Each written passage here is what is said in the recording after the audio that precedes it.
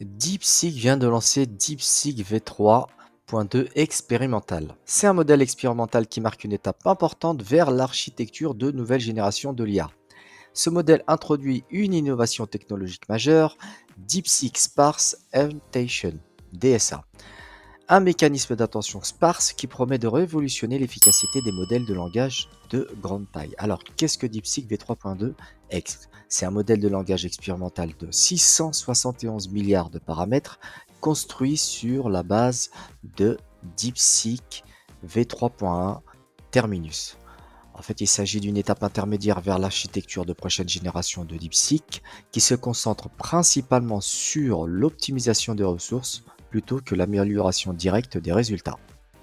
Alors, qu'est-ce que je veux dire par là? En fait, DeepSeek a préféré trouver les moyens de résoudre les mêmes problèmes en utilisant moins d'énergie et de temps. On appelle cela l'efficacité computationnelle. C'est comme si vous passez d'une voiture qui consomme 10 litres au 100 à une autre qui consomme 5 litres au 100 pour parcourir la même distance. Alors, au niveau de l'architecture principale de DeepSeek V3.2 expérimental. Alors, on peut avoir pas mal d'informations si vous allez directement en fait sur leur blog, sur leur site directement, d'accord, au niveau de la documentation. Alors, au niveau de l'architecture, 671 milliards de paramètres, identique à DeepSeek V3.1 Terminus qui est sorti récemment.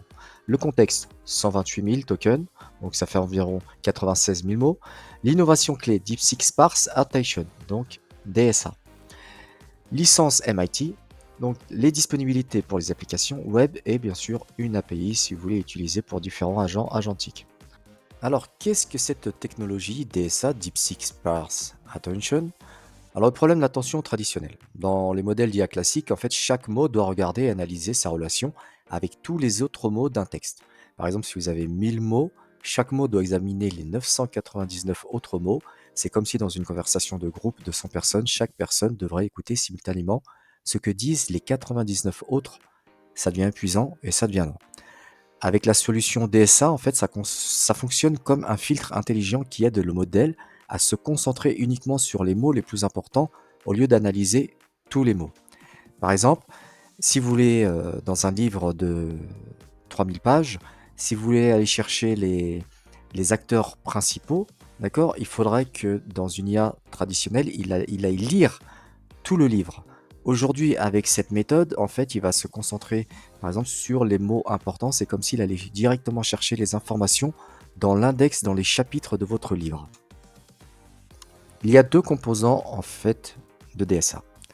Lightning Indexer, c'est l'indexeur éclair. En fait, c'est le trieur rapide qui évalue tous les mots et leur donne une note d'importance.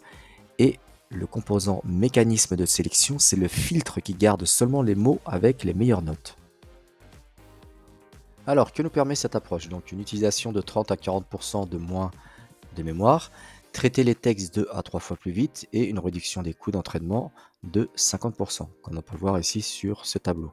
Donc, DeepSeek V3.2 X est beaucoup moins cher que DeepSeek V3.1 Terminus. Alors, au niveau des benchmarks, donc DeepSeek V3.2 X obtient des résultats équivalents à DeepSeek V3.1 Terminus, sorti récemment sur la plupart des tâches avec quelques améliorations dans certains domaines.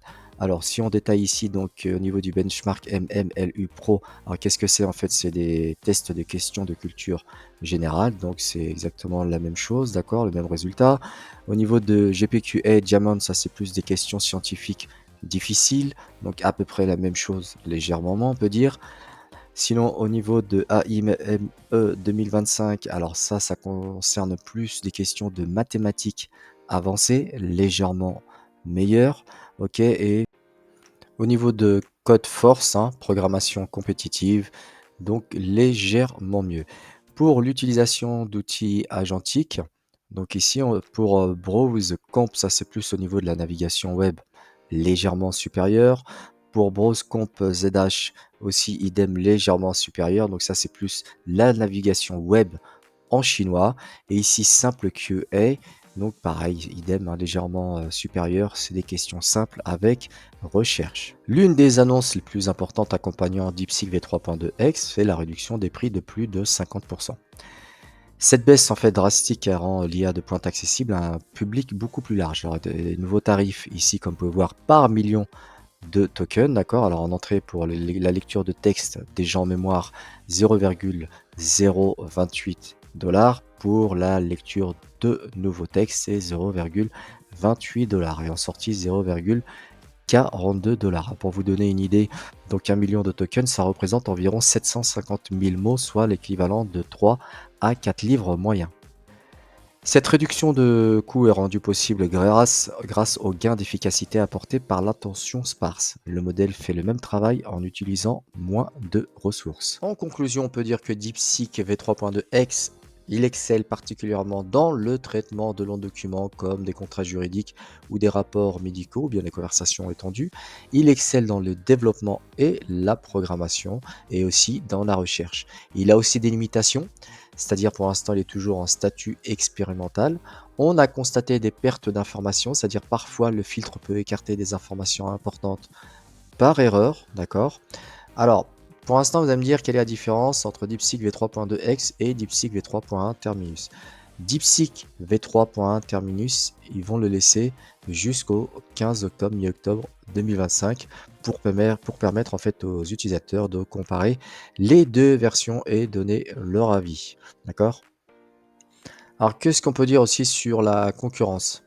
Donc, DeepSeek V3.2X, il met quand même la pression sur déjà les autres entreprises chinoises, hein, comme Alibaba avec Qwen, les entreprises américaines avec OpenAI, Google, et d'autres, bien sûr, d'autres IA, surtout en fait dû à son tarif très faible, comme on vient de voir. Vous pouvez bien sûr tester dans DeepSeek V3.2 expérimental, donc directement sur le site de DeepSeek. Pour récupérer les API, vous pouvez aussi aller sur Hugging Face, d'accord? Et vous pouvez bien sûr aussi aller sur openrouter.ai, donc vous cliquez ici, vous avez le détail du tarif, 27 centimes par million de tokens en entrée et 41 centimes en sortie, comme vous pouvez le voir, d'accord? Vous pouvez directement donc tester ce modèle en cliquant sur chat.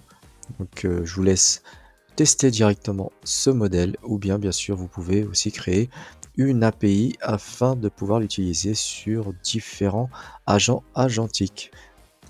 N'hésitez pas à liker, partager et laisser un commentaire sous cette vidéo. Je vous remercie et je vous dis à bientôt.